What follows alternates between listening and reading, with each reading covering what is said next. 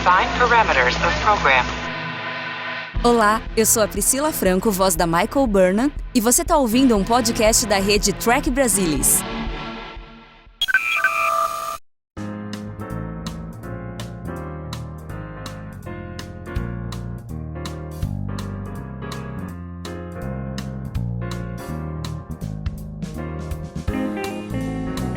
Hello, Cristo.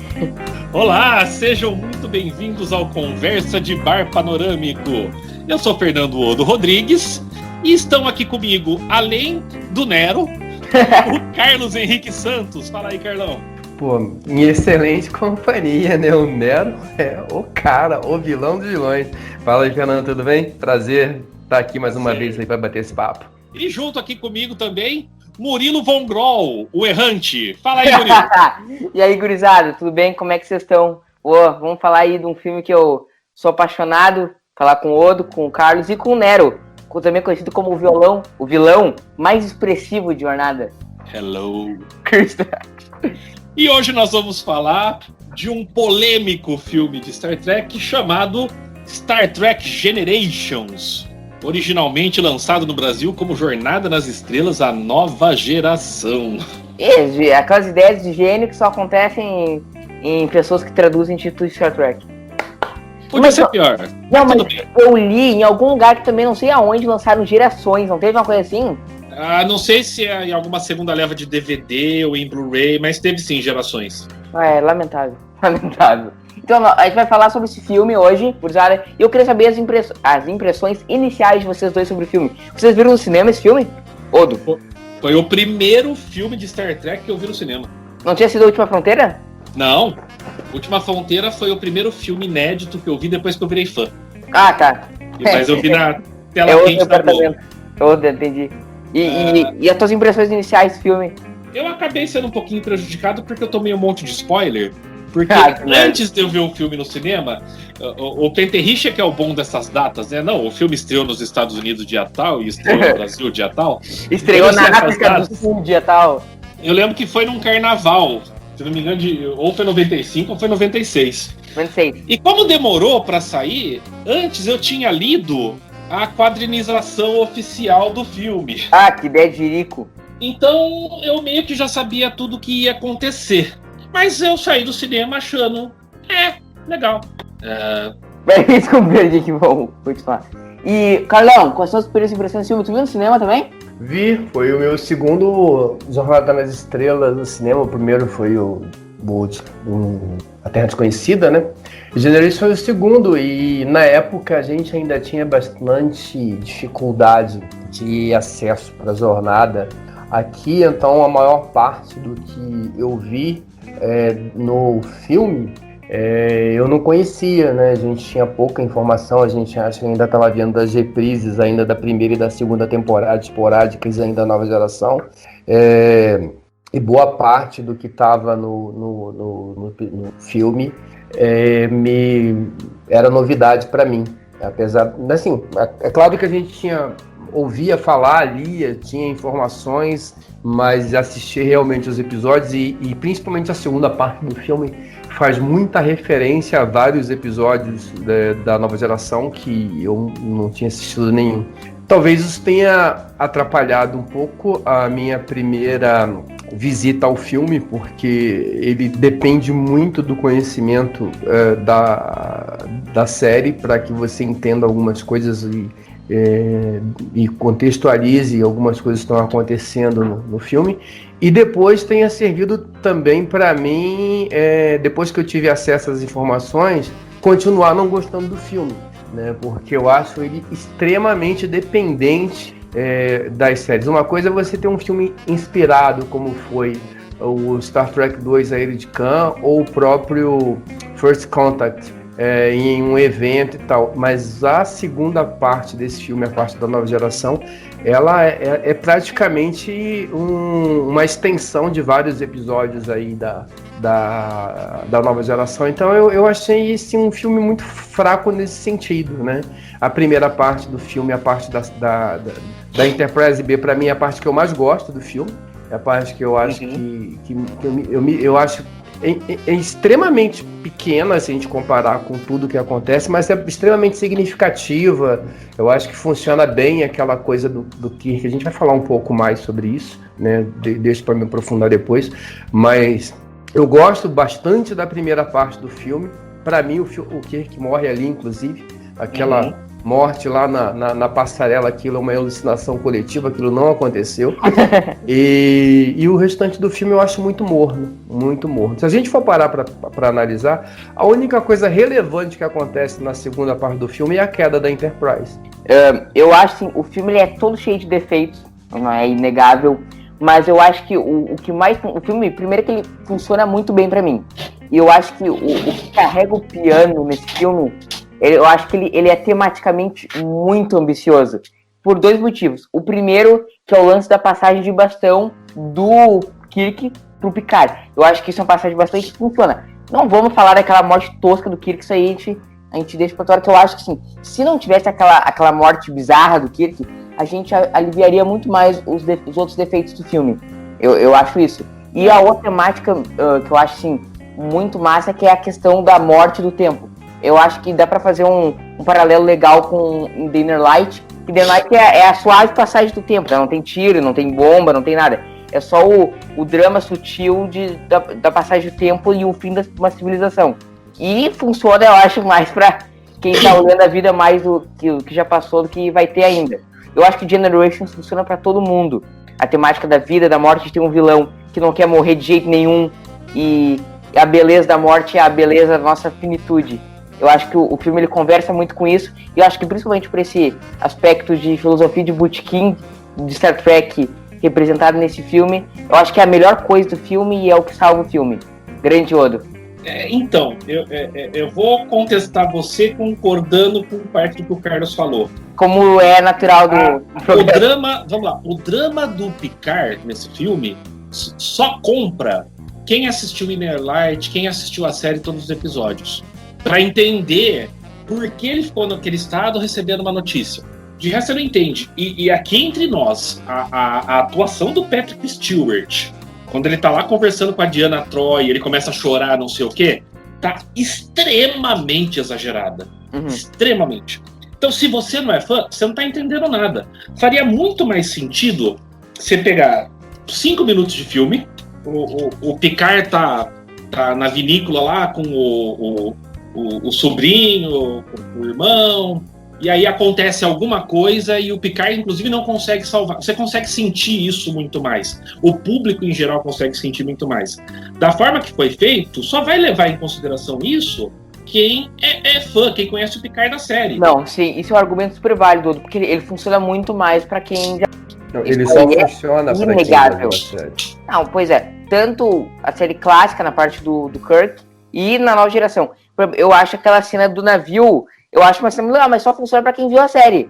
Só consegue entender as nuances dos personagens. Só funciona pra quem viu a série. Não funciona nem pra quem assistiu a série. Pra mim, eu assisti a série, pra mim funciona. A parte do Kirk, eu acho que é claro que, assim, em primeiro lugar, a gente tem que sempre voltar a falar o óbvio.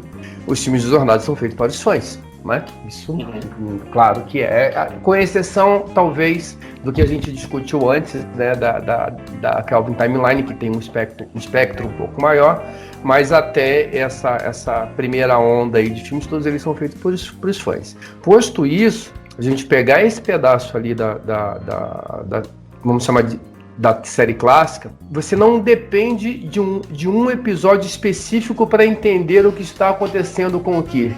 Você não deve, é claro, mesmo que você não tenha, e até porque esses episódios, ele não faz essa referência. Então, assim, é muito claro se as pessoas só viram os filmes e não precisa ter visto a série, né? E se ele, é muito claro que o Kirk está ali incomodado com a aposentadoria, que ele não queria estar ali, que ele sente falta da ação, ele sente falta de estar, ele não achou um espaço para ele, um lugar para ele, aquela referência que é feita quando, mas essa aqui é a filha do Sulu, e ele, mas peraí. Quando ele teve tempo. Exatamente, e aí o Scott com aquela sutileza, mas a gente acha tempo porque é importante, né? E você sente que ele está incomodado. Ao mesmo tempo, quando a Enterprise sai para salvar as naves, fazer a tentativa de salvar as naves que estão em perigo, quando ele é solicitado para agir, ele volta a ser o Capitão Kirk que a gente conhece, ele age e tal. E ele tem aquele breve momento de revelação quando ele, embora essa cena seja meio estúpida, a gente pode falar um pouco depois sobre isso, mas a hora que ele vai lá, não, peraí, teu lugar é na ponte da sua nave, deixa que eu vou lá fazer isso. Cara, esse pedaço todo não depende do episódio. Não. Tá? Isso funciona. Não, e ele faz essa cena toda, essa sequência inicial, a morte, entre aspas, do Kirk no começo do filme é exatamente o que o Kirk preveu no Jornada 5. Eu sempre soube que morreria sozinho. Nossa, verdade. Ele tá sozinho lá e ele morre, assim, entre aspas. Quando ele morre no final do filme na ponte, ele não está sozinho. E eu acho péssimo, porque então, assim, o que me incomoda assim, não é incomoda porque assim, eu compro muito esse pedaço eu sempre vejo ele com muito interesse, eu gosto bastante desse pedaço, e a única coisa que não faz sentido, mas e aí também a gente tem que ser honesto, né? Eu pelo menos acho isso, assim, faz sentido nenhum o Kirk descer para aquela posição de uma nave que ele não é engenheiro, ele é uma nave que ele não conhece, para ele ir lá fazer aquela troca para aquilo. Isso não faz sentido nenhum. Então a gente tem que colocar isso. Posto isso, que não faz sentido nenhum, a cena toda é uma cena muito uma cena curta e ela é muito representativa. Eu não dependo de episódio nenhum para entender isso. A parte da nova geração, eu dependo do Descent parte 1 para entender do Descent para entender o problema do tipo de emoção do Data, porque senão não sei porquê, da onde saiu aquele tipo de emoção. Eu dependo do Family da nova geração para entender o porquê da motivação do Picard, e concordo com do que, mesmo entendendo aquele desespero do Picard, não parece o cara que a gente conheceu ao longo da série. A gente depende dos episódios Klingons para dar alguma relevância para a Lúcia e para Betor, porque quem não viu, ele não sabe quem são aquelas duas Klingons ali, não dá a menor importância para aquilo. A gente vai buscar ainda lá atrás, quem é a tal a tal da Antônia? Que Antônia é essa? Cadê a Carol Marcos? Onde é que ela tá nesse negócio aí? Então, assim, essa Antônia, eu acho que é uma referência do episódio da série clássica, o Shore Leave. Eu tenho que até que dar uma olhada nele, mas eu acho que ele faz uma referência que era uma menina da época da academia dele, e aí ele não lembra da Carol Marcos, que é a mãe da filha dele. Quer dizer, é uma questão.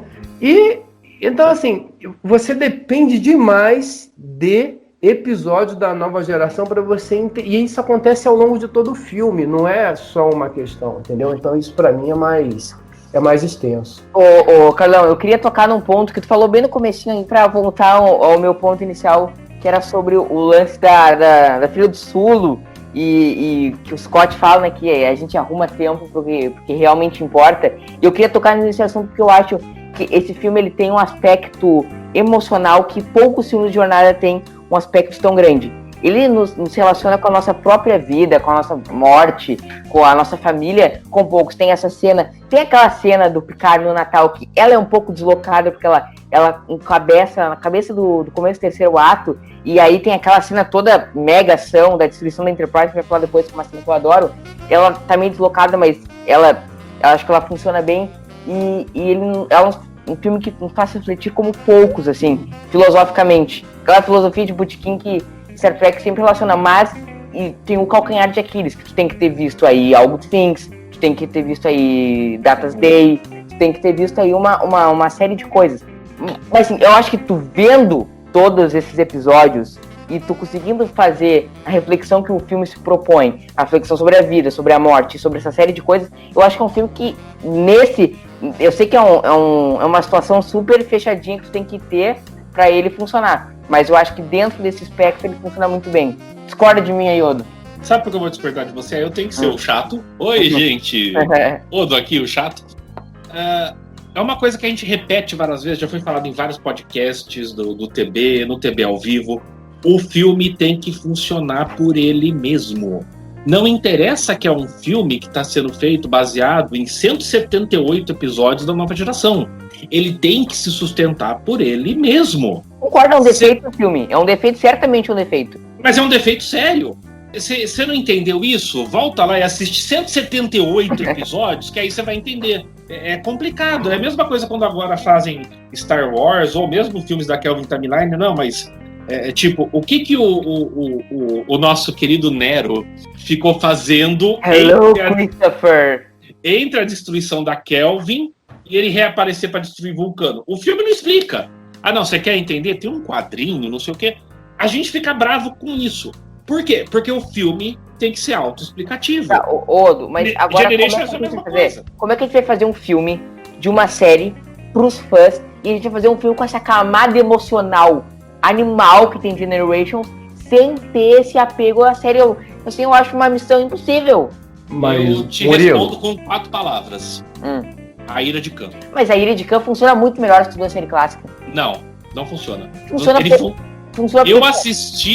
Eu assisti a Ira de Khan sem ter visto a série clássica. E funcionou, eu sei que funcionou. Não, ele funcionou maravilhosamente bem. Eu não conseguia dormir depois. Mas se tu vê a série clássica, tu consegue capturar o Kirk Spock melhor. Então, Murilo, essa é uma percepção muito pessoal e eu não diria que eu discordo de você, porque a sua opinião não pode. Assim, eu posso ter a minha, né? Eu não discordo da sua, eu tenho a minha.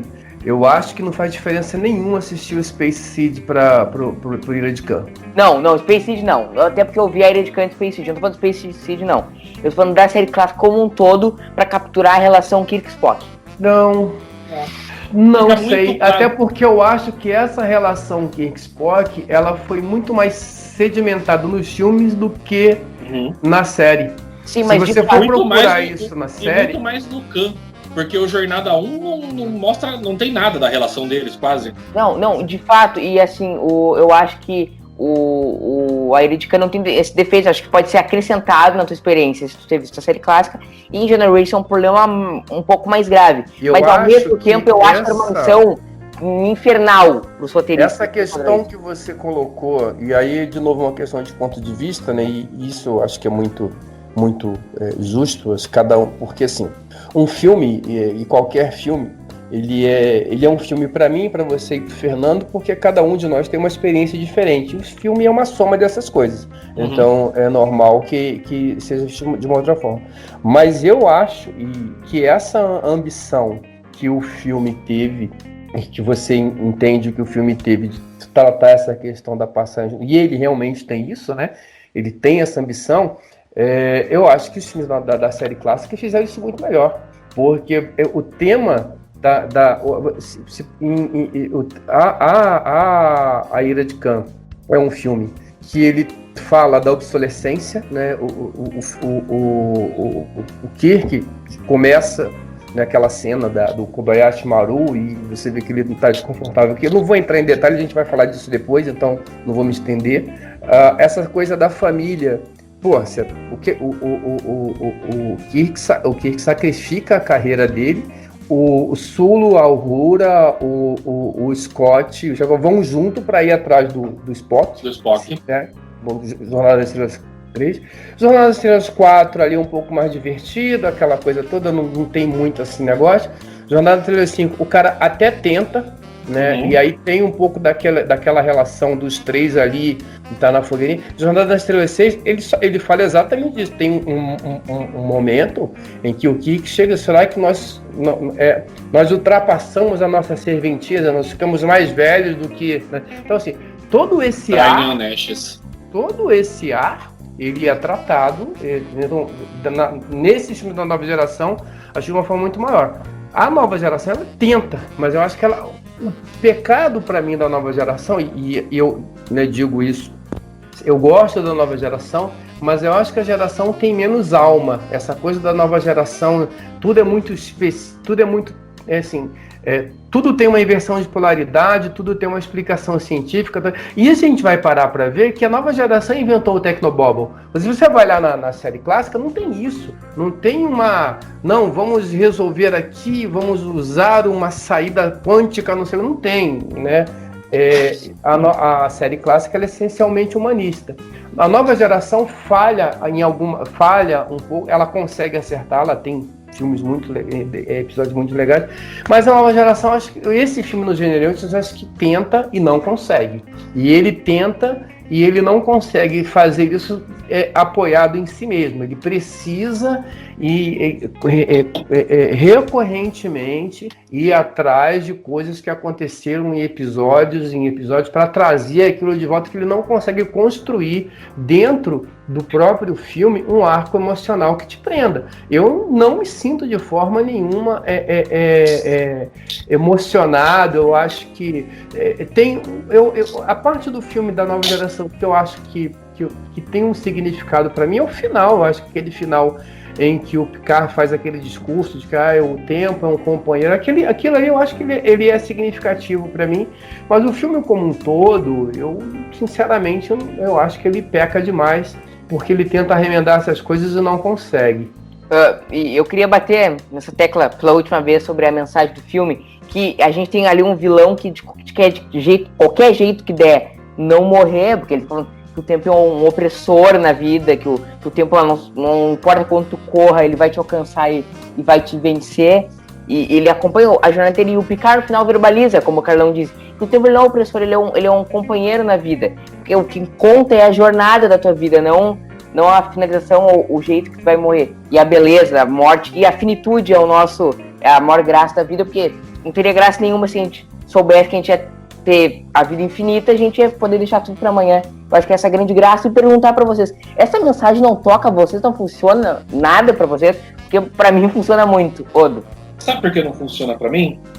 Porque o plano do vilão não faz o menor sentido. Vamos lá. Ele tava lá na Enterprise B, lembra? Ele esteve no Nexus. A Guinan, ele é retirado do Nexus. Get me back! Get me back! Né? Let me go back! Let me go back! E ao invés de ele pegar uma nave e ir para o Nexus, vamos ficar aqui explodindo estrelas para o Nexus chegar numa plataforma que eu esteja num planeta e eu não preciso de uma nave. Não faz sentido. O Kirk foi pro Nexus, quando o Nexus acertou a nave. O próprio Soran tinha ido pro Nexus dentro de uma nave. Ele não precisava fazer tudo aquilo. O resto do filme, o plano do vilão não faz o menor sentido. Não, sim, Carla, eu entendo esse ponto. O vilão é fraco demais na conta. Mas eu tô extraindo do filme só essa questão mesmo da mensagem dele, do tempo e da morte. Ele tá tentando defender e da beleza da final. Isso aí. A beleza da morte, como é bom a nossa vida ser finita, não infinita. Esse ponto, essa mensagem. Exclui que o vilão é um banana, exclui que o roteiro é meio bizarro, exclui que o Kirk morre medonhamente na ponte, exclui os furos de roteiro. E pega essa mensagem. Ela não te toca nem um pouco? Não. Carlão? Não. Eu acho que não, porque assim, eu entendi. O que acontece? Eu entendo o que você está falando, eu concordo que o filme tem essa ambição, mas ele não consegue. Tá?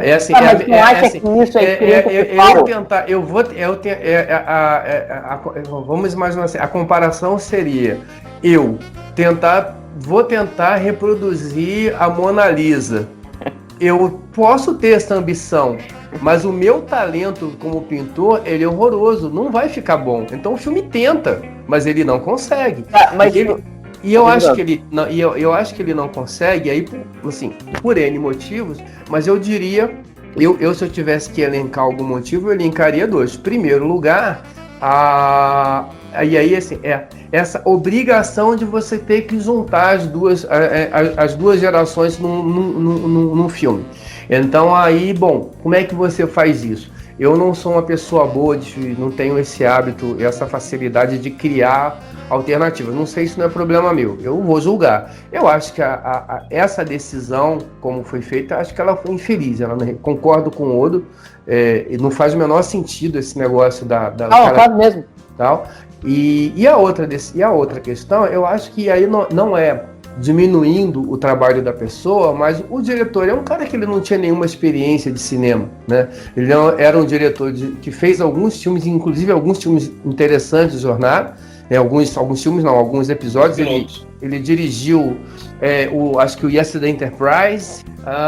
Ele dirigiu o piloto de Deep Space Nine. Dirigiu o piloto de Deep Space Nine, de Emissary, dirigiu mais algum tal. Ninguém lá tinha experiência de cinema. Talvez o Herman Zimmerman. Exato. Mas vamos lá. Rick Berman nunca tinha feito nada para cinema. Ronald Moore e Brennan Braga. Quero pegar um ponto aí, Odo. Quero pegar no ponto na tua boca a fala. Eu vi uma entrevista do Brennan Braga falando que ele queria ter invertido All Good Things, o filme, e Generations, o finale. Aí eu vou agora me permitir discordar de Brennan Braga, porque eu acho que seria uma decisão catastrófica. All Good Things é uma excelente 1h30 de televisão, mas dentro do que ela se propõe a ser, o final de uma série. Ela liga ao ponto, ao começo, ao Farpoint, tem todo o lance do kill. Eu acho que se virasse filme, eu acho que ia ficar absolutamente deslocado. Mas isso daí, Murilo, só exemplifica o que eu tô falando e o que o Odo tá complementando. A visão, cinema e TV são produtos com linguagens diferentes. Eles não têm essa visão, então o cara acha que porque aquilo ali funcionou na TV, que funcionaria, não sei, ele acredita nisso. E ele acredita, o diretor e toda a equipe criativa, inclusive que fez o Generators, acredita que aquele roteiro funcionaria no cinema. Não funciona. Tem outro problema. Ronald Moore e Brennan Braga escreveram o quê? All Good Things e Generations meio que ao mesmo tempo.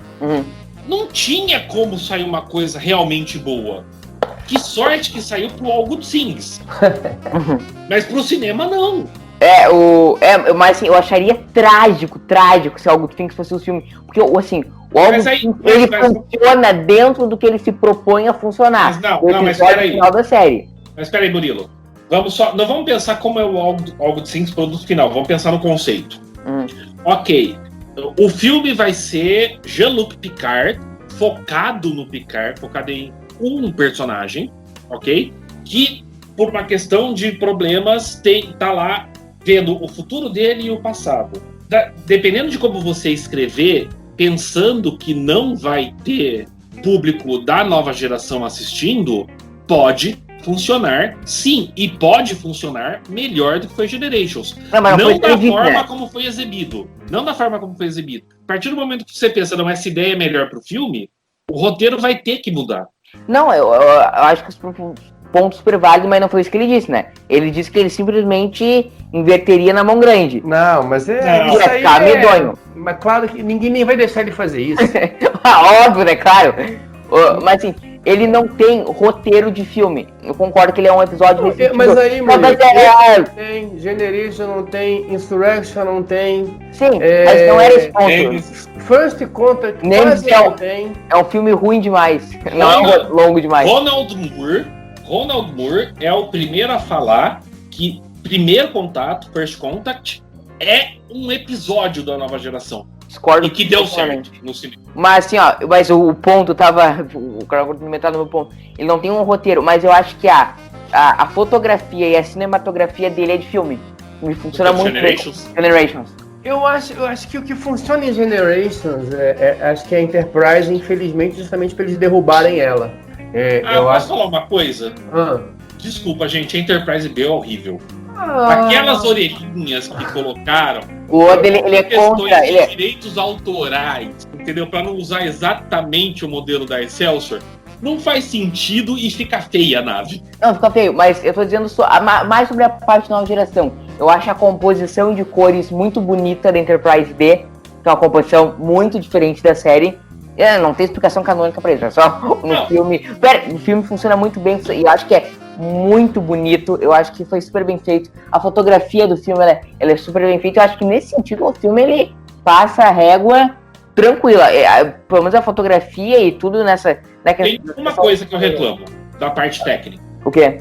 Não tem nenhuma explicação no filme, porque a galera começa com um uniforme e vai trocando de uniforme ao longo do filme. Mas me parece que estava usando um uniforme misto naquela época. Entendeu? Podia usar tanto o da nova geração, tanto como o de DS9. Não, mas eles caras devem começam ter com a errado nova na hora de geração pegar o e uniforme lentamente lá vai e... mudando. Deu coincidência, eles estavam tudo de nova geração naquela hora do filme. Da parte técnica, a minha reclamação é isso. Eu acho a fotografia boa, sim. Tirando a sequência do disco caindo no planeta, eu acho os efeitos especiais muito bons. Todo mundo vai me crucificar agora. Todo mundo elogia. Ai, o disco caindo. Eu vi no cinema isso e eu achei, porra, olha um disco maquete caindo em arvorezinhas maquete. Não, tudo bem, mas Pra mim foi muito mal feito. É a melhor cena do filme. A queda do disco? A destruição da Enterprise. Não, desculpa. A melhor cena do filme é o Kirk indo pro Nexus. Não, peraí, então eu vou fazer uma frase. A melhor cena do filme é a corrida de cavalo do Kirk e do Picard. Não! Eu acho muito massa o Kirk falando que ele não... desde que ele saiu, não é sobre uma casa vazia, é sobre a cadeira da Enterprise vazia, que desde que ele saiu de lá ele não consegue fazer diferença. Eu sempre me emociono quando eu vejo essa cena, mas sobre rebobinando a fita. A cena da Enterprise, eu acho ela muito boa. Até quando você para o disco da outra sessão Enterprise, eu acho aquela cena muito boa. O Data, com o tipo de emoção falado, merda, eu acho aquilo... Acho muito fenomenal. Eu acho a cena muito... Você não gosta da cena? Eu falei dos efeitos especiais... Não, a cena. Não, eu falei especificamente dos efeitos especiais do disco caindo. Não, eu tô falando da cena como um todo. Vocês não gostam da cena? Não gosto nem desgosto, eu acho. Exato, que não acho nada demais. Eu vou falar uma coisa que vai me crucificar agora. Eu acho a cena da destruição da Enterprise D em Generations melhor que a da Enterprise em Procura de Spock. Mas tem que ser, né, pô? A distância do filme, eu consigo... Não dá. São 10 anos de Não, diferença. eu não tô falando como efeito especial. Eu tô falando o conjunto da obra. Então, peraí. Se a gente vai falar do conjunto da obra, aí eu vou falar pra você que Você sabe por que destruíram a Enterprise nesse filme, Murilo? Pra poder colocar... Não, deixa o Fernando falar. Não, eu ia... Não, responde, Murilo. Você sabe por quê? Eu não sei. O meu palpite era pra fazer uma outra. Não tinha nada a ver com venda de brinquedo, nada. A Enterprise... A Trek não sabe vender brinquedo. Calma. A Enterprise da nova geração foi projetada e dimensionada para TV. E quando a gente fala TV, galera nova não entende isso. Murilo não entende isso. A gente tá falando 4x3, né? São 4x3. Não peguei. Eles tiveram que fazer adaptações no modelo da nova geração para conseguir colocar em widescreen, para ficar bonito em widescreen. E aí a decisão foi: que tal a gente destruir a nave agora e a gente vai fazer uma que fique melhor em widescreen? Foi só por isso. Agora vamos lá, vamos lembrar por que. Mas tu questiona essa decisão? Oi? Tu questiona essa decisão? Calma. Não, aí não é essa só, a decisão que a gente fazer Agora vamos lá. Essa necessidade levou a qual solução do roteiro? Lursa e Betor, através da tortura de um negro num filme, diga-se de passagem, né? A gente tá gravando isso no Dia da Consciência Negra. Pega a frequência dos escudos da Enterprise. Beleza, até entendo, mas vamos lá. Os tiros estavam acertando a Enterprise. A gente tá falando da Enterprise D contra uma Bird of Prey, contra uma ave de rapina. Eles estão atirando a gente, tá acertando, solta um torpedo neles, acabou a briga. Não tinha por que a Enterprise ser destruída. Eu vou dizer a cláusula Carlos Henrique Santos. Os federados são todos uns idiotas. Não, a Enterprise não. Essa é a cláusula Leandro. A gente aprendeu ao longo de Jornada nas Estrelas. A gente aprendeu ao longo de Jornada, e não só a Enterprise, mas a Enterprise do Kirk era fodona, a Voyager era fodona, a Enterprise do Archer era fodona, todas as os outros em volta, né? Os outros em volta, eles são idiotas, mas as tripulações não. Eu até, assim, esse ponto, pra mim, eu relevo, vou fazer de conta que, assim, o que segura aquilo ali são os escudos, se o escudo daquilo ali, qualquer estilingue vai rasgar o negócio. E vamos dizer que também uma certa soberba, né? Como o próprio, isso aí é uma nave de não sei quantos anos, estão pensando se usar. E os caras estavam meio despreparados para isso, tudo bem, eu relevo, dá para relevar.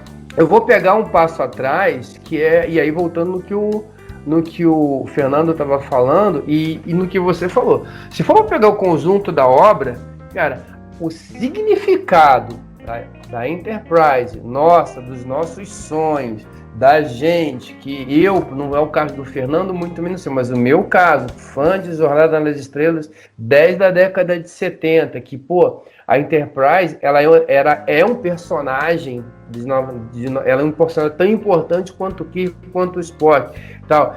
O significado do sacrifício que o Kirk faz detonando a Enterprise para poder salvar o amigo dele, cara, isso tem uma representação pro fã absurda. Então, embora a questão do efeito especial, tal, da queda ser uma queda muito mais simples, mas a representatividade, a carga emocional da queda da Enterprise em Star Trek 3, ela é infinitamente maior do que Engenheiro, que não caiu para nada. Ela não serviu para nada. Ela é só uma necessidade, como o Fernando colocou, dessa questão técnica de você ter que reconstruir uma cena por conta da evolução da tecnologia da TV, mas que para o filme ela não tinha grande necessidade. E quando você olha, e aí é uma opinião minha, tá? Quando você olha para esse filme, e aí eu vou pegar vou excluir a parte ali da série clássica, vamos pegar só a nova geração. E quando, pra mim, essa é a parte que eu mais me divirto no filme, é sintomático de ter problemas. Pra mim, pelo menos. Não, certamente. Eu quero abrir só um parênteses. Peraí. Só pra eu... É que eu vou perder a meada do parênteses. Não, só para o Carlos complementar o que o Carlos falou. Carlos, você lembra por que destruíram a Enterprise no Jornada 3, né? Não lembro. Não, vamos lá. O Jornada 1... Fernando Odo também é cultura. O Jornada 1, os efeitos especiais não foram feitos pela Industrial Light and Magic. Foi o Douglas Trumbull e mais um lá. Jorge, meu ídolo. E eles fizeram um modelo da Enterprise que era gigantesco. Assim, acho que ele tinha, sei lá, 3, 4 metros de comprimento. E a ILM, que assumiu a partir do Jornada 2, odiava filmar com esse modelo.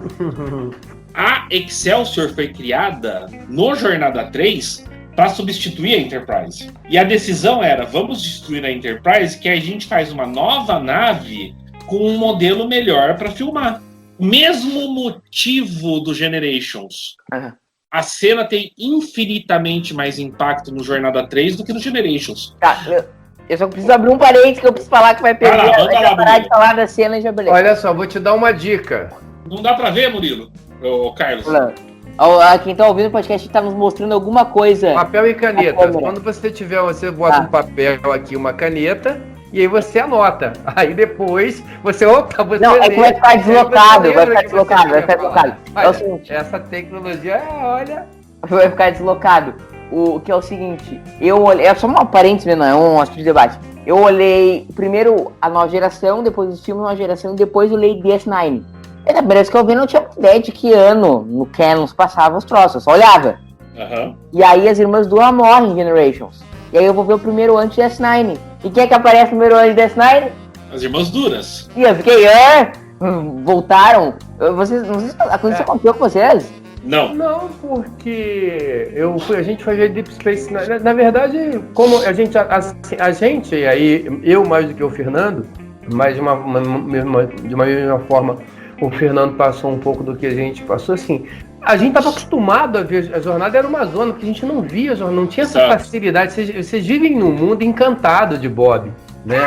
A gente viveu num mundo em que a gente assistiu a reprise da série clássica 785 vezes, em que a gente primeiro ano da nova geração 822. Isso. Aí a gente assistia o segundo ano da nova geração pingado, pulado um episódio para aqui, um outro episódio para lá. Mas aí tem um fator que é diferente para Deep Space Nine. Antes de Discovery tá na Netflix, assim que saiu nos Estados Unidos, no dia seguinte estava no Brasil. Isso. A série que teve exibição no Brasil mais rápida foi Deep Space Nine. Porque em 1994, um ano depois do lançamento da série, o primeiro ano de Deep Space Nine foi exibido na Record. Bispedir, reza a lenda que é apaixonado pela Kira. E eu lembro até hoje que no dia que tava passando o episódio The Storyteller, da primeira temporada de Deep, foi o dia que teve a final da Copa do Mundo de 94 entre Brasil e Itália. E tu foi ver DS9? Não, eu deixei gravando Deep Space Nine, e aí eu tive que deixar gravando, porque assim que o Brasil foi campeão, eles interromperam a transmissão do episódio pra noticiar isso e levou um tempo pra voltar o episódio. Essa geração Netflix não sabe o que é isso, né, Pedro? O que é super E eu insano. preocupado se tinha espaço na fita VHS. Não, e o que é um negócio insano, né? Porque se tá dando na Globo a final da Copa e o cara tá olhando desse que o cara tá pouco se lixando se o Brasil foi campeão, né? Mas foi só por isso, pela Record, pela exibição um ano depois do primeiro ano de Deep Space Nine, que quando eu fui em 95 assistir Generations no cinema, eu já tinha uma ideia de quem era a Lurcy Betor, senão eu não saberia. Sim, elas aparecem no episódio que todo mundo ama e eu detesto Nova Geração, que é Redemption. Eu acho elas legal. Eu acho péssimas personagens. Eu acho um duplo chatíssimo. E eu lembro a primeira vez que eu olhei TNG. O que eu gosto de Redenção é a parte do Data, eu acho muito legal aquilo ali. Não, a primeira vez que eu olhei TNG, eu já vi na Netflix, né? E aí vai tendo a sinopse dos episódios. E aí quando eu vi aquela, agora vai vir um duplo super que a gente vai agora vai ter o melhor duplo da série. Foi uma super decepção pra mim, Redemption. Foi muito decepcionante. Pra mim, aquela cena do Worf saindo do aplaudindo é super cafona. Mas um dia a gente vai falar de Redenção e um dia eu vou poder meter o pau aqui. Mas Odo e DS9 veio pro Brasil com o nome de Jornada nas Estrelas, a nova missão. Na Record, né? E você acha que eu não sei disso? A gente, levantava a mão pro céu e ninguém... a gente, cara, velho, a gente agradece esperando meses para vir uma fita VHS para você assistir com closed caption. A nossa geração aprendeu a falar inglês para ver Jornada nas Estrelas, porque não tinha, você tinha que ver o closed caption da fita. Sim, foi assim que eu aprendi inglês. Eu aprendi inglês com Beatles Star Wars, os poucos eu sei. E só pra, já que a gente tá falando aqui de Deep Space Nine, a Enterprise B, aquele modelo era a Lakota do DS9. Ah, é? Olha, viu, Carlão também é cultura. Aquele modelo ali, acho que é Paradise Lost. Na verdade, a primeira vez que Deep Space Nine veio pro Brasil foi uma fita da SIC Video, termo que o Murilo nunca ouviu antes. Já vi, eu conheço a história de tráfico de fita da primeira vez. Não, e é isso, era lançamento oficial, era distribuidora oficial da Paramount no Brasil. Não, tá, mas eu sei a história porque o primeiro anti-TNG veio no loop. Não, tô falando de muito depois. Tô falando não, de mas 93. Eu conheço as histórias de 93, 94. Eu sou um estudioso. O episódio piloto de Deep Space Nine veio aqui, e você sabe o nome que saiu? Não. Além da Fronteira Final. Nossa, tudo a ver com o episódio, né? Eu não gosto de Mystery. Mas, tá vendo? Esse é o problema de Generations. A gente tá aqui falando, a gente desviou completamente do Generations, tá falando de outras coisas que são muito mais legais. Exatamente. A parte boa de Generations é a série clássica, né? Aí, mas eu tô falando aqui uma pessoa que adora Generations. Aí quando a gente começa a entrar na parte da nova geração, aí você tem que falar do monte de episódio da nova geração. E aí você tem que ficar lembrando, aí você descobre que o Oceano... E assim, eu até acho, e não podia deixar de ser diferente, né? Se você vai olhar para a qualidade cinematográfica, para a qualidade de imagem, para a qualidade de som, para a qualidade de tudo da nova geração de Generation, você vai comparar com a série, tem que ser melhor, não falando de cinema. Então isso é o mínimo esperado. Então assim, a gente mete o pau em Jornada nas Estrelas 5, um dos motivos é o quê? Efeitos especiais. Os efeitos são ruins. Por quê? Porque tem que ser melhor, é cinema. E não foi foi o único, né, que não foi feito pela Industrial Light Magic, né, o Odo? Tu que é especialista pode confirmar, não foi feito, né? E o sim. Um sim, mas um sim. Parece que eles ofereceram o time 3, né? Não. Não, em 5 a gente comenta esse assunto. Pode ser? Todos os filmes da ILM estavam ocupados com outros filmes. Depois a gente comenta mais. O ILM não podia pegar a Jornada. Tá. Mas assim, eu quero fazer instigar uma coisa. Se a morte do Kirk não fosse tão medonha, será que aqui... Pronto, eu pouco meti pau um filme que é um filme assim. Eu reconheço que o Primeiro Contato é disparado. O melhor da nova geração, mas o que eu mais gosto e eu mais revejo é o Generations, que é um filme que eu amo. Não, tranquilo, eu acho que isso não é um problema. Oi, gente, Eu preciso terminar minha tese. Esse é o fim do Conversa de Bai Panorâmico, o último episódio, porque... Tô brincando, Murilo, gosto é gosto. Não, eu pra dar um exemplo... Eu tenho que terminar minha tese, por favor. Não, é legal quando você interrompe a gente, né? Então... educadamente vai deixar você terminar de falar, vai. Obrigado, Carlão. Amo vocês, obrigado. E aí, puta, até me perdi na tese. Eu amo o filme, eu adoro o filme, mas eu super reconheço que ele não é o melhor, ok? Ele não é o melhor dos filmes, mesmo sendo absolutamente meu favorito, e talvez ele brigue entre os meus favoritos entre todos de Jornada. Mas a questão que será que é que, além de mim que tá aqui elogiando o filme, nós três aqui estaria bajulando o filme, ou pelo menos metendo menos o pau, se a morte do Kirk não fosse tão tosca? Eu acho que ele evidencia todos os problemas. Porque a morte do Kirk é muito ruim. Eu acho uma piada de mau gosto ele morrer numa ponte e não na ponte. Não, isso é o problema do filme. Coisa. Não tinha necessidade do Kirk no final do filme. Nenhuma. A transição, a passagem de tocha, vamos colocar assim, é um mistério que começou na era do Kirk e que vai ser concluído na era da nova geração. Não precisava ter o Kirk lá. Mas eu não queria que o Kirk morresse daquele jeito. Eu dei os dois jeitos. O Kirk eu acho eu não queria que o Kirk morresse, ponto. Eu acho que assim, o Kirk ele é um patrimônio histórico. No meu canon, a volta do Capitão Kirk vale. Entendeu? No meu canon. Não tem jeito. Agora, eu acho assim, duas coisas. First coisa, assim, eu acho que isso é extremamente absurdo, é mal feito, mal tudo, mas eu não sei se, assim, primeiro, como é que você resolve isso sem resolver o resto do filme? Porque, não resolve. Tá? Você não resolve, você tem que resolver. E aí, se você resolve isso, obviamente, talvez você tem que resolver o resto do filme, e aí o filme melhora. Se você resolver só isso, sem resolver o resto do filme, que não tem como, não é suficiente para melhorar o filme. Agora, para mim, o Kirk morreu lá na ponte da Enterprise. E assim, e ali, cara, para mim é perfeito. Por quê? Tem aquela cena lá, tá lá o Kirk e tal, e assim, não me perguntem, ou vocês podem perguntar, eu não vou saber responder, qual a importância da imprensa, né, no século 23 e tal.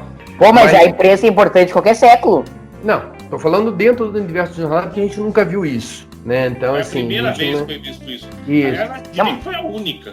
A primeira é a única. Sisko, eu até me assusto quando eu vejo aquilo, que o Jake Sisko ele é enviado do Jornal Oficial da Federação. Como assim, Jornal Oficial da Federação? Que tipo de imprensa isenta é essa?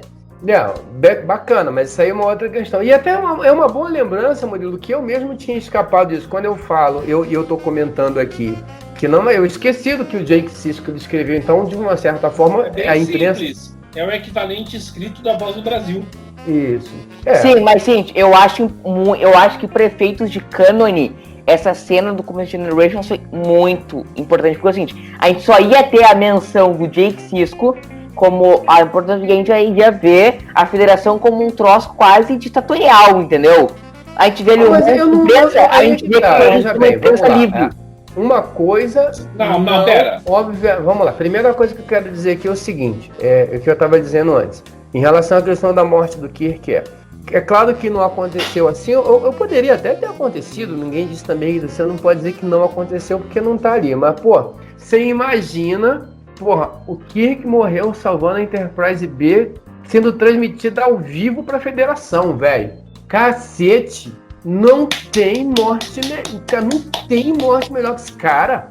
Imagina, tá lá, o pessoal tá lá fazendo misto quente, tomando mais gelada, tomando seu Cinterol e tal. Daqui a pouco, broadcast, Enterprise B, missão de salvamento, não sei o que, e todo mundo para na frente da televisão pra ver o que tá acontecendo, papapá, mostra a câmera ao vivo, o Kirk pá. Captain Kirk. Porra, aí aparece lá embaixo, aparece lá embaixo aquela letrinha tipo CNN, Captain James Kirk died. Cara, velho, ao vivo, não tem melhor maneira de... Exato, por isso que Generations é foda, olha o troço que eles fizeram. Não, Generations não, porque Generations, aí essa parada, aí daqui... Que filme é esse? Star Aí Trek, a morte de Kirk. Star Trek, o Capitão Banana do... Aí Generations faz aquela bobagem. Então aquilo ali pra mim não aconteceu. Aquilo ali é uma alucinação coletiva. É igual o final de Enterprise, né? Boa! O final de Enterprise também é outra coisa que na Enterprise aconteceu. O final de Enterprise foi Terra Prime. Isso aí, exatamente. Ali, tá? E aquele outro episódio que eu não vou dizer o nome, ele não aconteceu, que é igual à morte do Kirk no final de Generations. Também não Murilo, quem você tá chamando de Capitão Banana? John Herman ou Picard? O John Herman. Eu acho. Sim, eu acho que sim.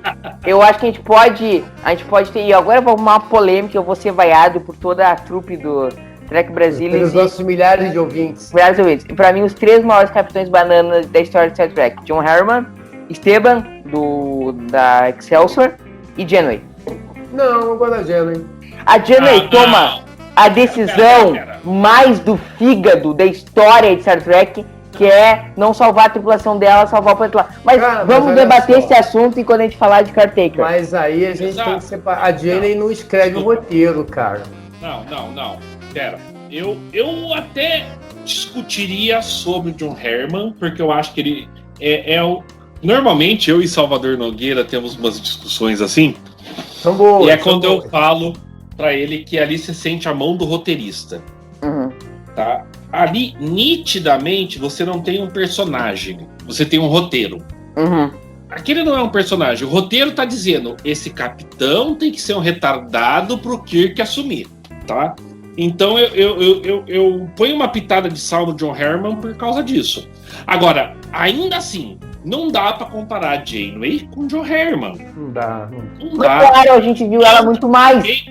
Vai ter mais momentos. E ela teve bons momentos, cara. Eu não gosto de Voyager. Isso, a gente visse 7 anos de John Herman. Mas bem, tinha até momentos que foi ótimo John Herman. 2 coisas. Primeiro, a gente não sabe como seriam 7 anos do John Herman, tá? Segundo, second coisa.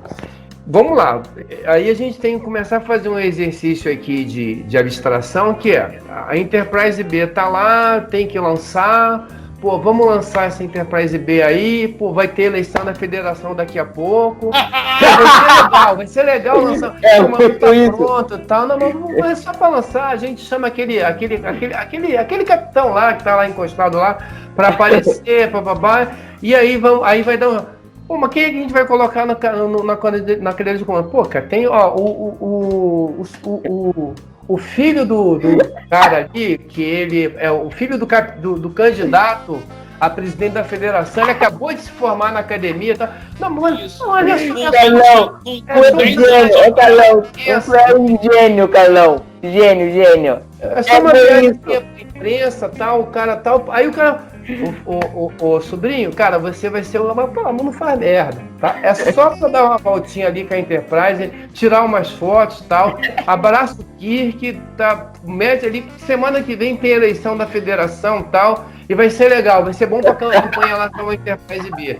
Eu quero todo mundo porque o Kirk morreu. Aí o cara eu acho sintomático. Eu acho sintomático, a gente já tá aqui há quase 1 hora.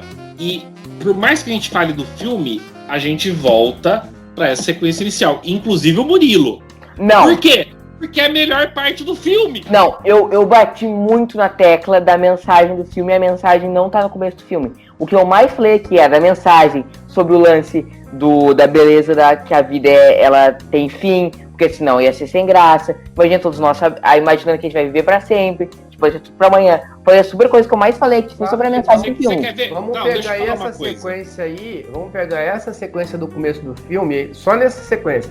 Você chega ali, você vê o Kirk, você vê logo no começo da sequência o Scott e o Kirk e o Chekhov discutindo justamente sobre isso, o Kirk incomodado. Como é que a gente consegue... Como é que ele conseguiu ter um filho? E ele tem aquela sensação de vazio, de que tá muito nítido que ele tá desconfortável com aquilo, que ele não tem mais um senso de propósito. E aí, provavelmente, a gente pode imaginar, pô, eu vou sair daqui, acho que eu vou fazer alguma outra coisa, e ele morre na sequência. E exatamente essa a gente não sabe quanto tempo você tem na vida. A mensagem tá ali. Sim, também tá ali. Não, Murilo. Existe um exercício que algumas pessoas fazem, eu não concordo muitas vezes, mas vamos fazer esse exercício aqui. Vamos pegar, você pega o filme e tira um elemento dele e ver se o filme continua funcionando. Vamos pegar Generations e tirar o Kirk. O filme ainda funciona? Pra mim funcionaria. Sério, não tem toda aquela sequência inicial. A gente já sabe o que acontece em o Kirk. O Picard não consegue parar o Soran.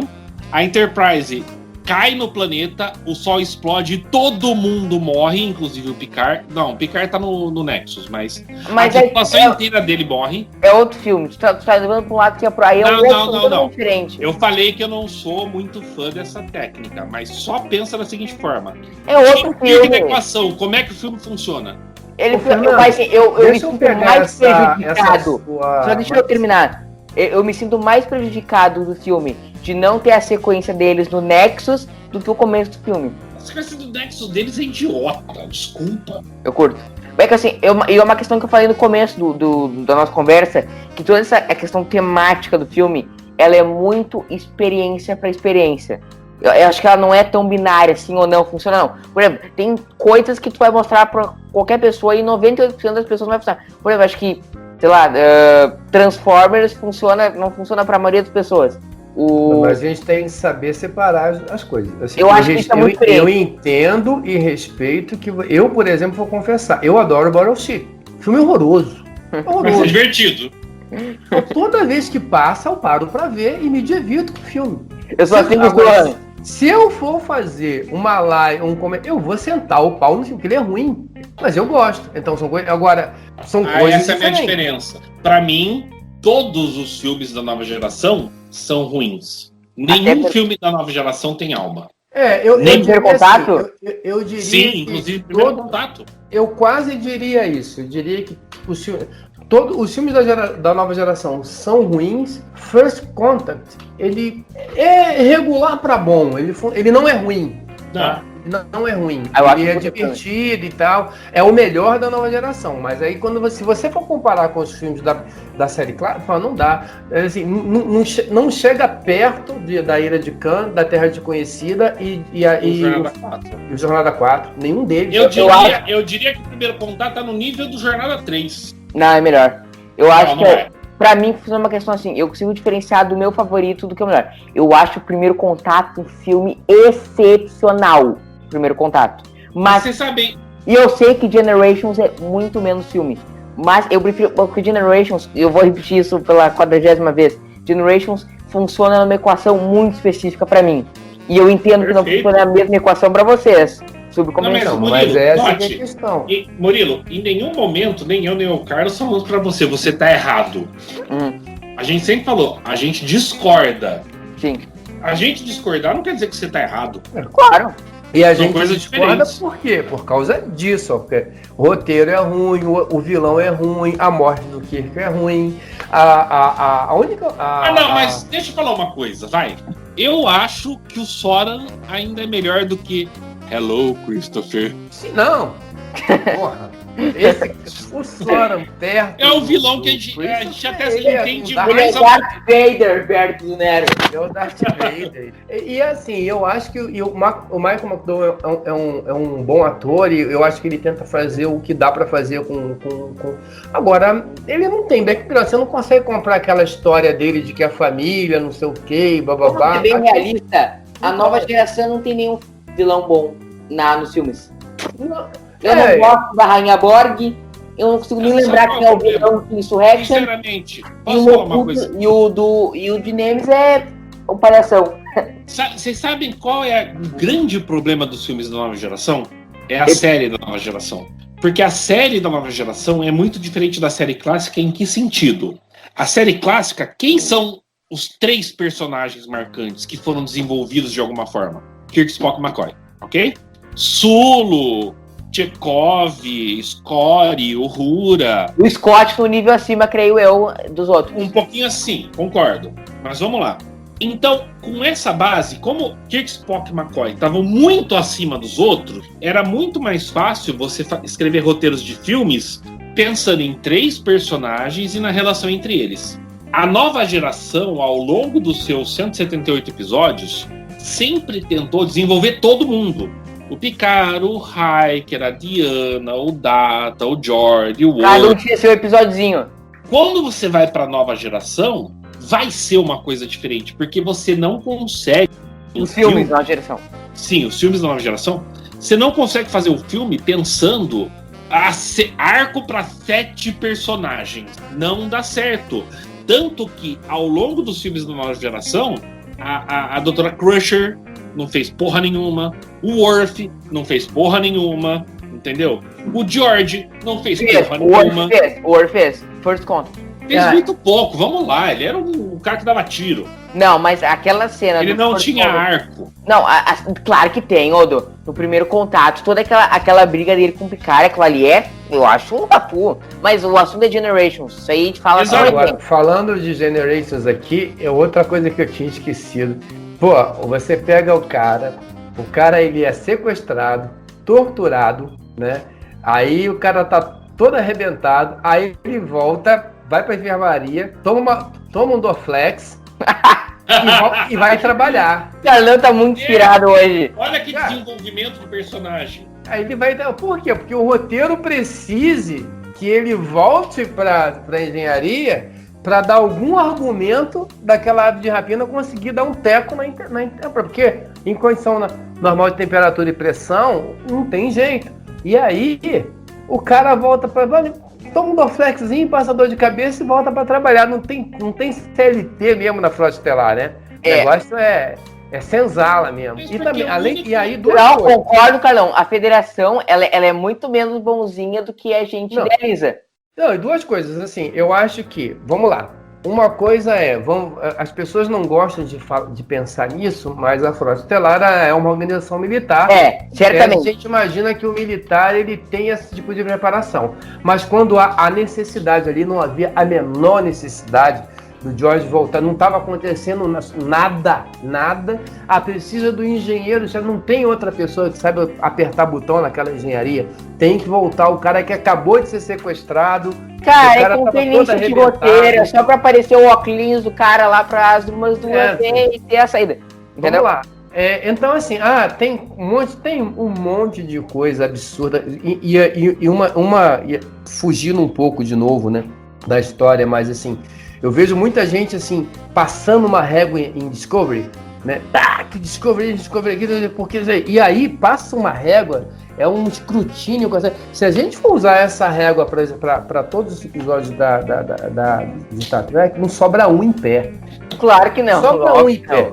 Tá? Sobra um em pé. Todos eles têm problema. Eu gosto de citar 3, eu sempre cito, eu gosto de citar 3... Balance of Terror, que é uma cópia de um filme da década de 50, e mexeram na Enterprise para ela dar um tiro daquele pro episódio funcionar. Ela nunca funcionava antes, nunca funcionou assim depois, né? O Chains of Command, que aquela escolha lá da Beverly e do Picard para aquela missão é absurda. Aquilo não faz sentido. Não cortou qual o episódio? O Chains of Command. O episódio é fenomenal. E aí você pegar o velhinho da Enterprise, o Worf, que é um cara de Deus, né? A Beverly, para colocar numa missão de campo, que os caras não têm nenhuma preparação para fazer aquilo. Vai dar merda. Aí o cara tira o capitão da nave e pega um outro cara que coloca ali, outro velhinho, que não conhece a tripulação, que não conhece. É pra dar merda. É pra dar merda. Assim, a federação faz os trocos da merda, eles são um bando de idiota, meu. Não, mas vamos lá. A gente chega lá em Deep Space Nine, a Odyssey vai lá fazer um resgate lá no... Né? Neguinho dá teco nela, derruba, destrói e tal, pra ela não voltar pra casa. O que a Federação faz? Manda uma nave meia boca pra fazer, né? Se a federação tivesse um mínimo de bom senso, minava aquele negócio ali, colocava um monte de gente, fechava aquela entrada, no mínimo fazia um controle e Deep Space Nine ia ser outra série. Exatamente. Carlos, não tô dizendo o que tá certo ou o que tá errado. Você acabou de chamar a Defiant de nave meia-boca? Era, porque a frota lá mandou pra lá porque era uma nave experimental que os caras tiveram que consertar lá. Aquilo não faz sentido nenhum. Cara, então, é óbvio. E aí é pra defender Generations Generations não é o único episódio, ou série, ou filme de jornada que tem decisão idiota, né? A gente tem isso. Então eu tenho que ser honesto. O que o Odo falou. Acabamos de derrubar o argumento do Odo de que a federação foi idiota de apanhar para a ave rapina. Ela sempre é idiota. Não, assim, isso aí é uma opinião. Eu acho que, pra mim, passa. Também passa. O que não passa é pegar o George, que acabou de ser sequestrado, dar um Dorflex pra ele e mandar ele de volta pra trabalhar. Vai lá, garotão. Mas eu vou bater na tecla de Se tivesse CLT na Frota Estelar, aquela nave não tinha caído. Mas eu bati na mesma tecla. A destruição da Enterprise é muito boa. Da separação. E o George correndo com as crianças, aquilo é legal. Vocês têm que aceitar o coração de vocês que isso é legal. Não, Murilo, sabe qual é o meu problema com esse filme? O maior problema? Tô tudo aviso. Vocês já repararam que, primeira regra do cinema, você mostra, você não fala. O tempo todo no filme, eles ficam falando números de pessoas. Quando a nave, do começo do filme, ainda com o Kirk, com a Enterprise B, a nave tá lá, presa no Nexus, são tantas pessoas. Depois na estação que os Romulanos atacaram, são tantas pessoas. Aí no planeta Veridian, não, se a estrela explodir, vão morrer tantas pessoas. O tempo todo eles ficam sendo analíticos, racionais, não sei o quê. Então, quando chega essa cena, aí estão todo mundo correndo pelos corredores, a menininha perde o ursinho dela e estica as mãozinhas. Eu não sinto absolutamente nada. Por quê? Porque o filme não tem alma. O filme é frio, o filme é lógico, racional. Tô batendo muito nas mesmas teclas hoje. Eu acho que essa questão emocional ela é muito de experiência para experiência, não é preto no branco. O que acontece? Na verdade, deu uma travada aqui, eu não sei se tá tranquilo aí? Beleza. Sim, tá de boa, tá de boa. O que acontece? Essa cena específica aí que o Fernando tava comentando, eu sou um trouxa, tá? Você quer fazer descer uma lagriminha desse olho aqui, você meter uma criança no meio do negócio. Então, quando passa aquela... E eu lembro da cena. A menina passa, aí cai o ursinho e tal, e aí pega a menina, tenta pegar... Minha lagriminha desce. Eu também. Aqui, o fino aqui, e minha lagriminha desce, né? Aí, quando eles montam... Aí tem o George chega, vira pra fulano e tal... Leva essas crianças daqui, depois a gente acha os pais dela. Minha lagriminha, eu fico emocionado. Também, tem uma cena lá de Lower Decks, que o episódio que a Michael ela vai salvar um pessoal da nave, ela agarra o moleque. A hora que ela agarra o moleque e bota no braço, caraca, velho. Michael e Lower Decks? Botou uma criança na minha frente. Mariner, Carlão, Mariner. Michael e Lower Decks? Meredith. Cara, a gente tá falando de nova geração, você vai falar de Lower Decks, né, gente? Eu tô dizendo pra vocês, é o seguinte, botou uma criancinha ali e diz que vai salvar a criança, velho, vai descer uma lágrima e eu vou junto. Eu vou pegar a criança, vou carregar e tal. Mas isso é uma coisa minha, não é do filme. Exato, exatamente isso. Então isso não é um mérito do filme. O filme, ele não... Isso aí é uma reação emocional minha. Exatamente. Não tem absolutamente nada a ver com o filme. Se eu ver essa cena em qualquer lugar, você vai lá no Lista de Schindler. Você vai lembrar daquela menininha vestida de vermelho caminhando. É uma coisa minha. Eu vou fazer. Então, assim... Carlos, você acabou de comparar Generations com Lista de Schindler. Não. O que eu estou dizendo é que a gente... E aí, assim, de novo, Murilo, sem querer, você tem todo o direito de gostar e defender do filme. Não é isso, beleza? Dado o seu direito inalienável pela Constituição da Federação, a gente tem que separar o que a gente gosta e o que tem qualidade em si. Entendeu? Eu posso gostar, por exemplo, de Big Mac. É bom? Não sei se é bom, mas eu gosto. Exato. Tem gente, entendeu? Então essa é a questão. E aí que a gente... Não, Carlão, exatamente isso. Então, eu acho que ele é muito mais relativo. Não é uma questão tão binária de é bom, não é bom. É muito mais uma questão funciona pra mim, não funciona pra ti. Há coisas óbvias. Exato. Eu não julgo. Quando alguém fala, eu amo tal coisa, eu não fico falando, nossa, é um retardado. Acabou o assunto pra mim. Não. A pessoa gosta, beleza, é direito dela gostar. A minha reação a um monte de coisa mudou depois que eu tive uma filha 4 anos e meio atrás. Mas essa cena do Generations continua parecendo falsa e forçada e mal feita pra mim. Mas aí pra tu ver como é a experiência. Eu não tenho filho, funciona muito. Eu choro com a cena. Bom, eu espero, inclusive, que você seja virgem aos 15 anos, Murilo. Eu acho que o Carlão, hoje o Carlão tá brilhante nas suas dissertações, mas nessa ele foi mais brilhante ainda sobre a questão de, não é uma questão tão binária de eu gosto, não gosto.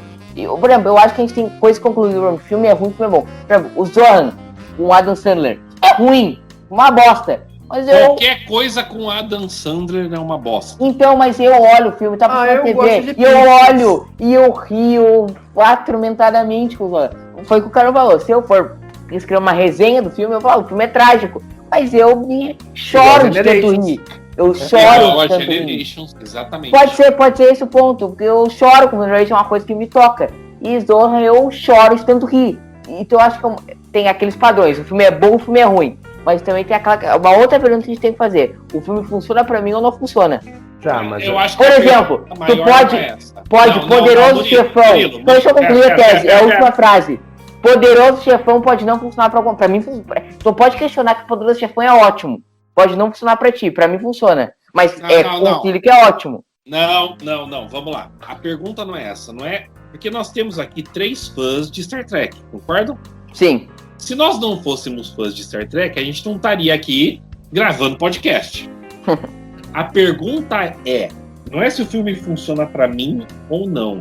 O filme funciona como cinema, a primeira experiência cinematográfica com a tripulação da nova geração? Essa é a pergunta.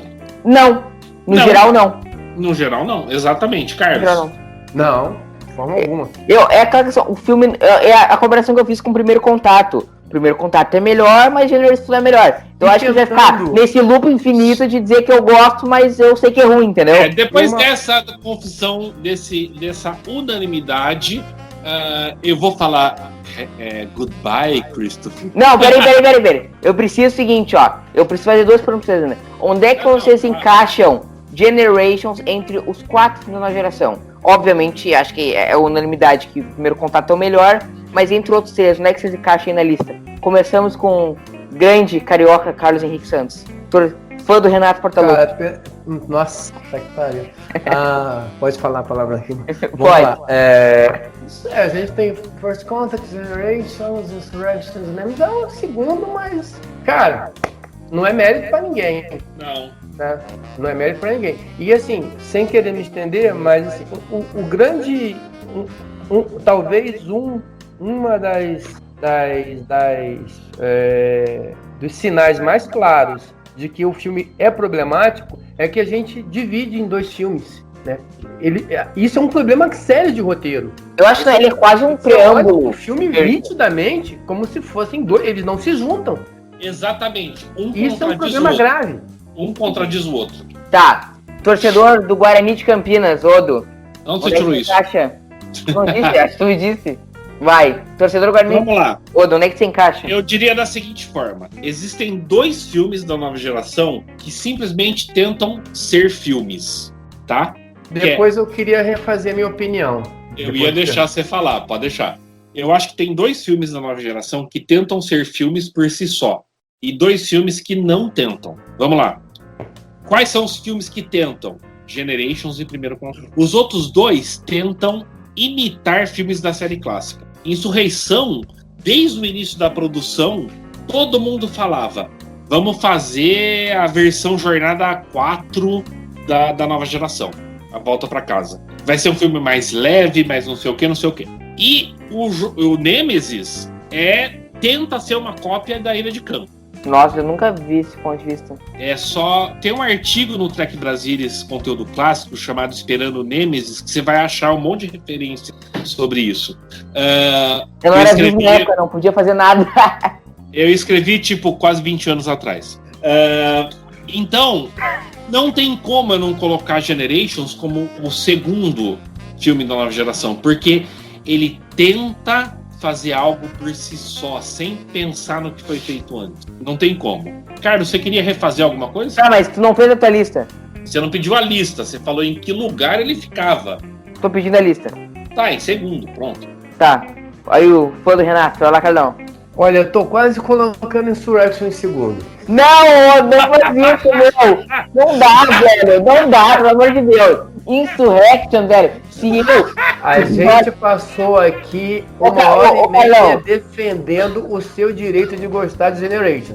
Então, tu Eu gosta de espero que Insurrection? você defenda o meu direito de gostar mais de Insurrection do que de Generation. Não, o seguinte, Carlão, se a gente junta aqui, ó, eu, tu e o Odo, tá? Junta eu, tu e o Odo. A gente vai lá na Paramount e eles nos dão ali 20 milhões de dólares. E a gente produz um filme de Star Trek, entendeu? 20 milhões. Acho que 20 milhões tá bom, né, Odo? Tá bom? Não, tô falando assim pro Carlão o seguinte. Se a gente pega ali se a gente vai nós três ali na Paramount, 20 milhões de dólares, 20 milhões tá bom, né? Aí nós nos mudamos pra lá, a gente faz um filme. Fica melhor que Insurrection. Fica melhor, porque Insurrection é ruim. De Generations é no mínimo regular. Você me dá 20 milhões de dólares nos anos 80 pra eu fazer um filme, 90. Talvez eu quisesse algo melhor que Insurrection. Hoje, esquece. 20 milhões você não paga nem o cast. Tá, então assim, ó. Então, 90. No ano que fez agora, mas agora você vai deixar o... vai lá, Carlão, contigo. Então, assim, por quê? Vamos tirar o First Contact, assim. Os três filmes são ruins, tá? Insurrection, Nemesis e Generations, tá? Eu acho que Generations ele acaba tendo um apego maior ali por conta da questão ali, pra mim, e não por ser um filme da série clássica, mas porque aquela parte funciona melhor, tá? Então, e aí a gente tem os vários problemas que a gente citou aqui. Insurrection, ele é um filme mais redondinho. Ele só não tem tamanho para tela de cinema. Ele é um filme, seria se você pegar Insurrection, tirar do jeito que ele tá e colocar como um episódio da nova geração, ele vai ser um ótimo episódio da nova geração. Ele não é um episódio ruim. Pensa nele como um episódio dentro da série da nova geração. Ele tem o começo, meio e fim, tem ali o vilãozinho e tal, tem uma reviravoltazinha, bababá, tal, e o que ele não tem tamanho. Sabe o que falta pro Insurrection? Um vilão falando Hello, Christopher. Hello. Faltou o Nero. Acho que tá dando nossa hora. Foi um papo maravilhoso. Foi excelente essas quase 2 horas que a gente bateu o papo aqui. E eu queria as considerações finais. Primeiro do Fernando, o Chato Rodrigues aí, direto do São Paulo. Eu tô em Campinas. Campinas, cara. Eu sempre soube que era Campinas. Bom, eu vou ser chato e falar que a gente tá a 1h23 conversando. E não 2 horas. Cara, eu acho que Generations é complicado. Eu coloco esse filme no mesmo nível do Jornada 5. Não, é que todo mundo reclama do Jornada 5 por causa dos efeitos, não sei o quê. Não é ruim, cara. Não é. A única coisa boa de Jornada 5, assim, que eu acho troço de respeito, bagual velho, é o final do... Por que Deus precisa de uma nave estelar? Aquilo ali precisava ser moldurado e colocar na Casa Branca. Por que Deus precisa de uma nave estelar? Eu diria pra você diferente. Jornada 5... O filme é esquecível demais. O filme é medonho, tirando isso, o filme. O Jornada 5 tem mais humanidade no desenvolvimento de Kirk, Spock e McCoy do que Generations tem no filme inteiro. Peraí, eu preciso de um ponto aqui, no meio das considerações finais eu lembrei disso, que é o lance do... É só apertar no teclado, tem uma tecla que é ponto. Era o Leonard McCoy, era pra ser o Nimoy e o DeForest Kelley, né? Junto com o Kirk. Sim. Tu consegue aprofundar aí, Odo, por que não foi? Um pouquinho? porque tanto DeForest Kelley quanto Nimoy acharam que a participação deles era inócua na trama. Não é nem tanto questão de quanto tempo eles iam participar. A questão é, eu tô fazendo isso pra quê? A mesma coisa, olha a diferença, e eu tenho minhas críticas com o Star Trek 2009, pode ver que o Spock no Star Trek 2009 é muito mais fundamental, ainda que ele tenha pouco tempo de trama, mas ele é muito mais fundamental pra trama do que o Chekhov e Scott no Generations. O Scott tem um papelzinho ali meio mequetrefe, não é bem menor que o Spock, hein? Exatamente. Mas o Scott tem um papelzinho. E vocês acham que ia ter alguma mudança que ia ficar um pouquinho melhor pra vocês se fosse o McCoy e o Spock ali, e se eles tivessem alguma coisa a mais pra fazer? Não ia mudar nada, porque ia continuar, e eu concordo com o Carlão, a primeira parte do filme, que são os minutos iniciais, ia ficar melhor ainda. Não ia salvar o resto do filme. Eu não preciso... Minhas considerações finais, eu não vou chover numa olhada. Acho que todo mundo que ouviu o podcast viu que é um filme que eu adoro. É um filme que me toca frente a mensagem do lance, a vida, a morte, tudo e tal. Tem seus problemas. Tipo assim, a batalha... três senhores lutando lá em Viridian, no Kirk. Batalha geriátrica. Tem esses problemas, mas é o que eu falei. O filme ele achou uma equação que funcionou pra mim e é isso. Acho que não tem mais muito que chover no molhado. Calhão, tuas considerações finais. Direto do Rio de Janeiro. Eu acho que é um filme que... Agora eu sou paulista, né? Já tenho até green cards, né? Minha filha nasce em dezembro, em janeiro. Não nasceu ainda, então ainda não tem. Isso, mas não, já tá chegando aí já tem até green card. Vai nascer tracker. Vamos ver, né? Espero que sim, mas...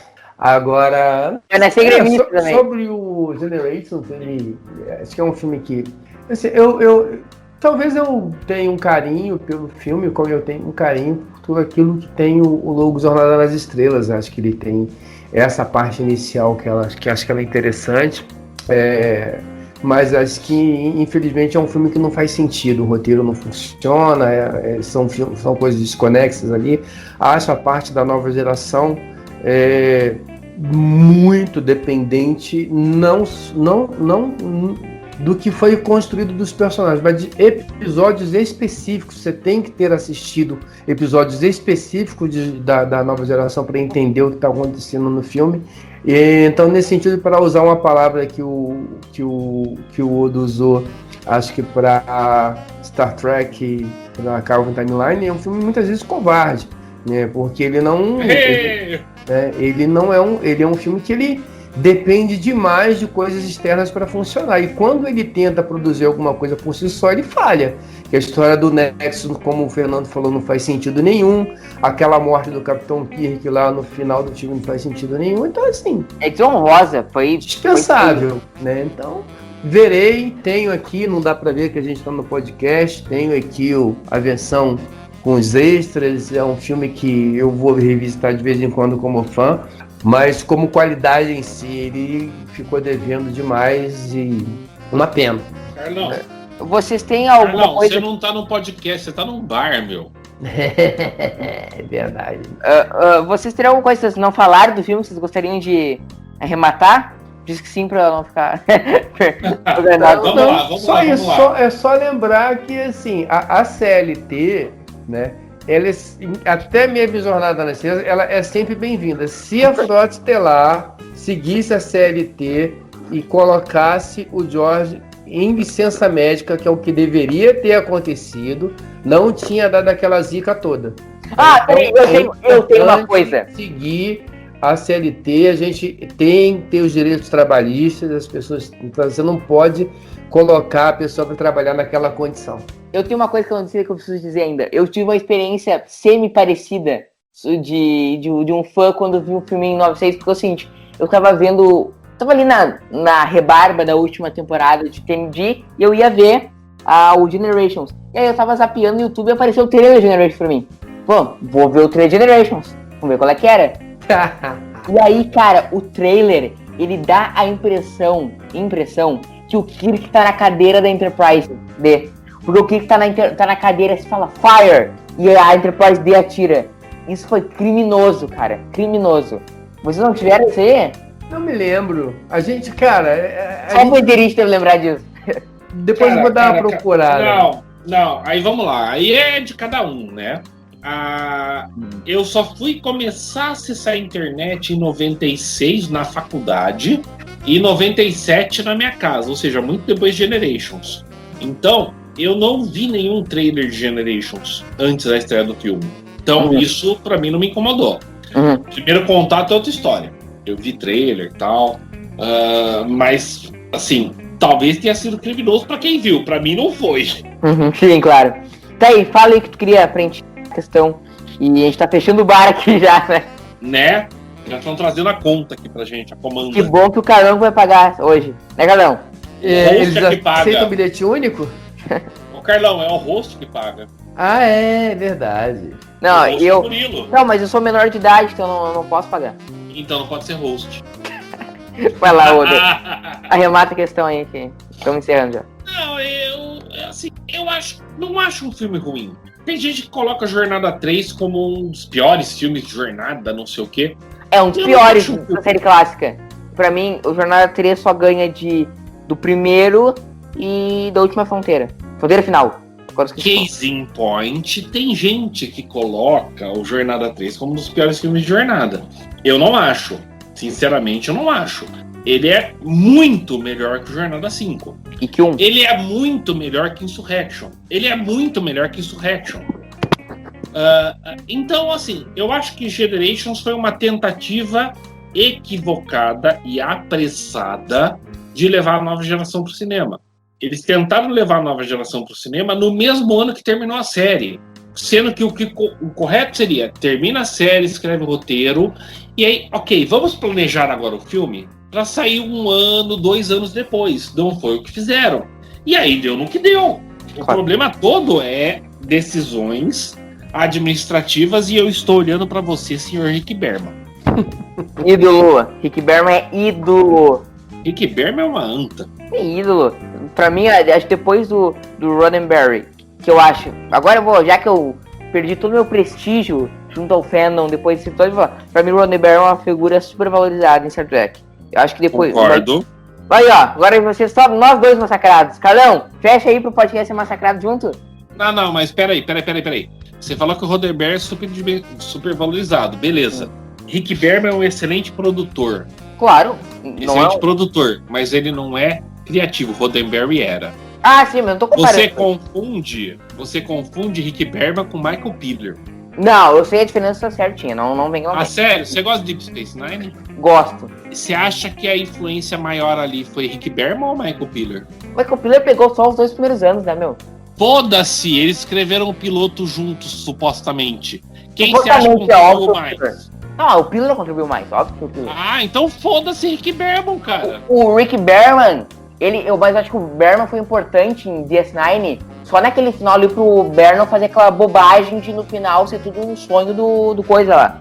Pra mim foi mão santa o Berman no final de DS9. Eu acho que não existe ninguém acima da lei, né? Todas as pessoas têm bons e maus momentos e têm suas qualidades, seus defeitos, suas virtudes e seus problemas. Mas, independente de qualquer coisa, e aí em alguns momentos a gente pode... discutir o Gene Roddenberry aqui e ali, eu acho que elevar ele à categoria de santo é exagero, mas sem a gente está discutindo Generators, a gente tem Deep Space Nine, a gente tem Voyager, a gente tem a nova geração, a gente tem Lower Decks, a gente tem Discovery, isso tudo, porque a gente teve a série clássica e ele teve a ideia, ele foi o pai da ideia. Então, assim, diferente ou não diferente, Rick Berman, Michael, isso tudo é pós-Roddenberry. Então, você pode não endeusar, você não precisa endeusar o cara, você não precisa achar que o cara é genial, você não precisa achar que o cara está acima de... Que não, tem erros, tem problemas, tem coisas...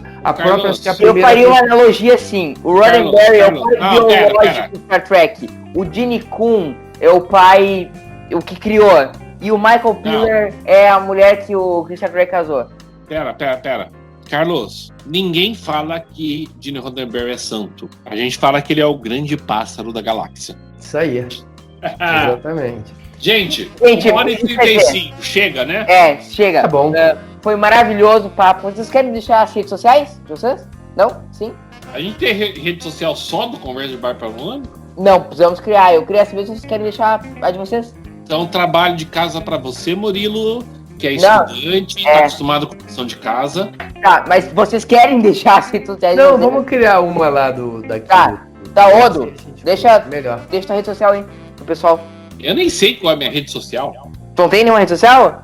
Ah, não sei falar qual é o meu Facebook. Meu Facebook é fernando.rodrigues 4004, 40.004, alguma coisa assim. Aí eu não vou falar porque eu não aceito ninguém lá, então. Tá, então segue lá, Murilo Von Groll, com Y2L no Instagram. Vamos lá, gurizada. Foi maravilhoso. Ajuda o nosso adolescente que tá precisando de namorada. Não, não precisa, não. Não precisa de ajuda. Vamos lá, me garanto. Vamos lá, gurizada. Foi uma honra maravilhosa estar com vocês, tá? E nossos ouvintes, obrigado por nos aguentar esses 3 malas até aqui. Valeu, gurizada. A gente se vê semana que vem. Tchau, tchau. Tchau! Valeu, gente. Bye, Christopher.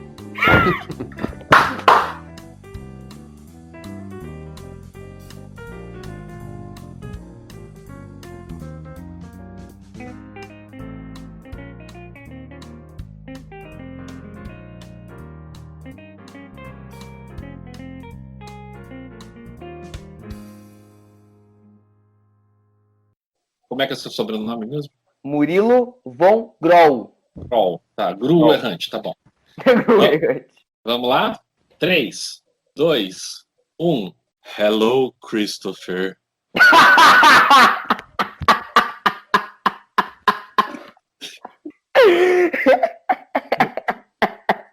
Começa. Isso aí vai pros erros. Vai pros erros. Eu não falei que ia ter gravado 2 vezes? Mas perfeito, a gente saiu da Kelvin e a gente falou que ia falar o Hello Christopher em todos os episódios. Não, isso aí, ó, vocês estão marcados, a gente vai ter que achar um jeito de falar Hello Christopher. Nós vamos estar falando de Poderoso Chefão e vai ter que falar de Hello Christopher. Vamos lá. Boa. Mas foi uma boa ideia, não foi, Murilo? Maravilhosa, maravilhosa.